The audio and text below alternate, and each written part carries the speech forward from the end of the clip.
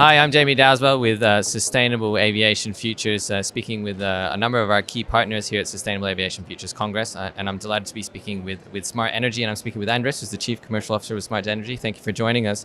I want to get straight into it, Andrès. And beyond green hydrogen, which key market sectors is Smartenergy targeting? So first, let's look at the criteria. The first criteria is high entry barriers in terms of capital and competencies. The second criteria is scalability, the fact that we can replicate the projects.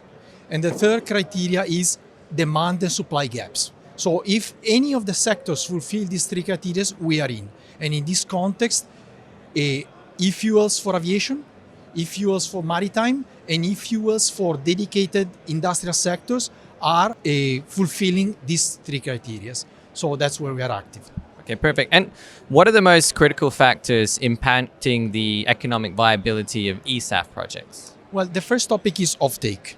We have heard it also today. And for us, we start actually from offtake. We are a demand-driven company. All our projects are demand-driven. And then we build a project around the offtake. So that's the first criteria. The second criteria is, of course, renewables. The green electricity that has to come at scale and at competitive price. In this context, we have a very strong competitive advantage because we are a vertically integrated company. So we have our in-house renewable projects, we have our in-house renewable competencies, and we can optimize the feedstock of renewables for the dedicated projects.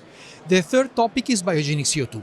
There is a race for biogenic CO2, and what we have done is we have taken a proactive approach. So meaning we go and find companies that are still not active in selling biogenic CO2, but they are thinking about it, and we help them develop their business model around biogenic CO2.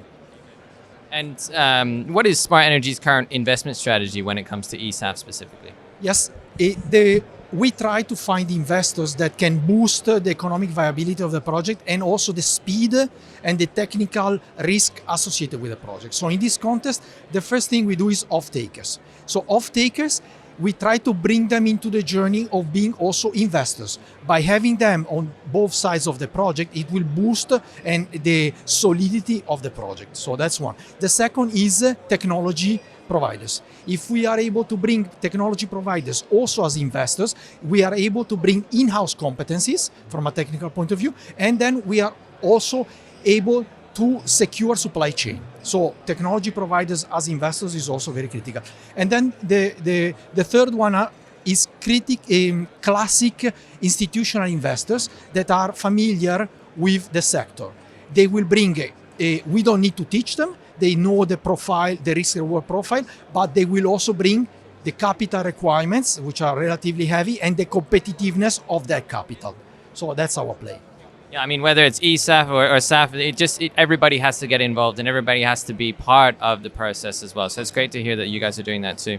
A final question from me. What are some of the key takeaways that you've had from Sustainable Aviation Futures Congress? Well, I think there is a lot of commonality in the topics that I just mentioned to you, and everybody understands those. I think we are at a critical moment where it's not anymore, as Raghu was saying this morning, it's not anymore about if of how, is with whom. So the topic of partnership is absolutely critical. And so we have moved away about the viability. We are now more into the operational side of it, and partnership will play a critical role. Andrès, thank you so much for sharing your time with us today. Pleasure. Thank you very much.